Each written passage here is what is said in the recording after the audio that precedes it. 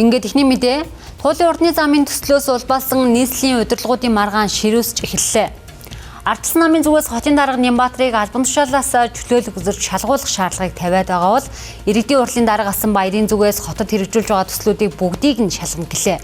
Харин нөгөө талд нийслэлийн засаг даргын орлогч Даваа Далайгийн зүгээс өөрийн хүсэлтээр чөлөөлөх үзэж шалгуулахаар болоод байна. Мөн тэрээр энэ хэрэг дээр цагдаагийн байгууллага нэг талыг барьж байгаа учраас биечлэн очиж шаардлага тавихаа мэдгдлээ. Туулын хурдны замын төсөл өндөр авч төрийн ордноос дэмжлэг авч эхлээд байна. Тодорхойлбол өнөөдөр улсын хуралд Ардчилсан намын бүлгийн 4.1 цагийн хэвлэлийн хурлын үеэр хотын дарга Нямбатарыг өөрөө өргөдлөө өгч шалгуул гэсэн шаардлагыг тавиад байна. Гадаад зээл гэж одоо бид нар эргээд төлнө шүү дээ. Энэ өндөр хүүтэйгээр төлнө. Төсвийн мөнгнөөс 500 тэрбумыг шилжүүлсэн байна гэдэг нь өөрөө бүлэг залилангийн гэмт хэрэг ил тод бэлэн байж байгаа юм. Төсвийн хөрөнгөнөөс 500 тэрбум төгрөгийг үндсэндээ өрн таран хийчихсэн байгаа. Хотын дарга өөрөө сайн дураараа ажиллаа өгөх ёстой. Түүнчлэн нийслэлийн эрдэнэ хүчний хурлын даргаас чөлөөлөгдөд байгаа баярын хувьд мөн л уг шийдвэртэй эвлэрхүү гэдгийг илэрхийлж хот төр хэрэгжиж байгаа төслүүдийг иргэдтэйгээ хамт шалгана гэлээ. За маргаашнаас эхлээд би иргэдийн сонсгол хийж эхэлнэ. За энд бол би одоо энэ зөвлөлийн гишүүд, хурлын хороодын гишүүд, төлөөлөгч нараа би оролцуулна.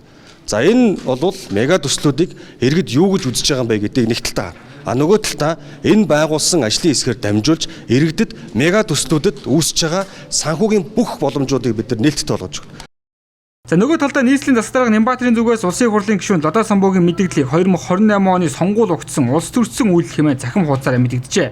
За түүнчлэн нийслэлийн засаг даргын орлогч Даваа Далайг шалгаж байгаа хэрэгт туулын хурдны замтай холбоотой нэг ч хэрэг тогтоогдоогүй тул цагдаагийн ерхий газрын дарга Болдод хаанд мэдээлэл залруулахыг сануулсан байна. Харин нийслэлийн засаг даргын орлогч Даваа Далайгийн хувьд өөрийн хүсэлтээр ажлаасаа чөлөөлөгдөж шалгуулахаа мэдэгдсэн юм а. Нийслэлийн одоо эдийн засгийн асуудалд дэд үз хариуцсан нэгдүгээр орлогч даргын ажлаа өгч одоо авилгатай тэмцэх газартай хамтан ажиллаж дууцсан үед нь очиж одоо өөрийнхөө энэ гин буруугүй би бол одоо хууль зөрчиж хийсэн үйлдэл нь одоо наадаа нэгч байхгүй энийг бол одоо шалгуулж ингэж хамтран ажиллана гэдэг одоо хариуцлагатайгаар бол мэдэгжиж байна. За энэхүү туулын хурдны замын төсөл олон нийтийн эсэргүүцэл намуудын дотоод зөрчлүүдтэй хоршиж нийслэлдэх эрх мэдлийн тэмцэл энэ хаврын улс төрийн гол сэдэв болоод байна.